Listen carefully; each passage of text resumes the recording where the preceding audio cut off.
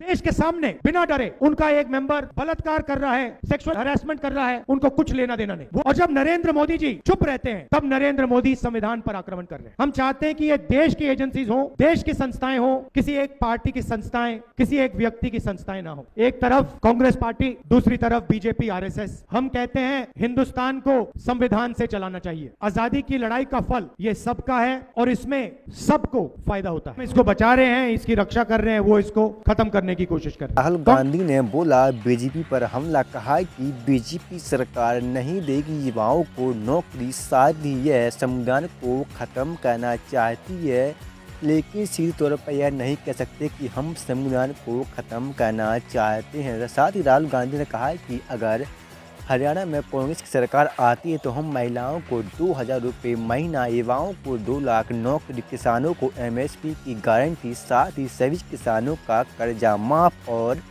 संविधान की रक्षा की गारंटी देते हैं। साथ ही राहुल गांधी ने कहा कि यह बीजेपी वह पार्टी है जो भ्रष्टाचारियों को पार्टी में शामिल करके खुद को दूध का धुला कहती है और विपक्षी नेताओं को जेल में डाल देती है। जी हाँ दोस्तों, साथ ही राहुल गांधी ने कहा कि हम जैसे ही हम सरकार में आएंगे राष्ट्र हित और देश हित में काम करेंगे। सैनिकों के हित में और देश हित में लगातार काम कांग्रेस सरकार ही कर सकती है। बीजेपी पार्टी कुछ अपने मित्रों के लिए ही काम करती है और बीजेपी पार्टी भ्रष्टाचार में नंबर 1 पार्टी बन चुकी है। तो अगर आपको संविधान और अपने बच्चों, अपने प्रदेश और देश की रक्षा करनी है और संविधान को बचाना है तो आपको कांग्रेस पार्टी को जिताना ही होगा और कांग्रेस को वोट देना होगा।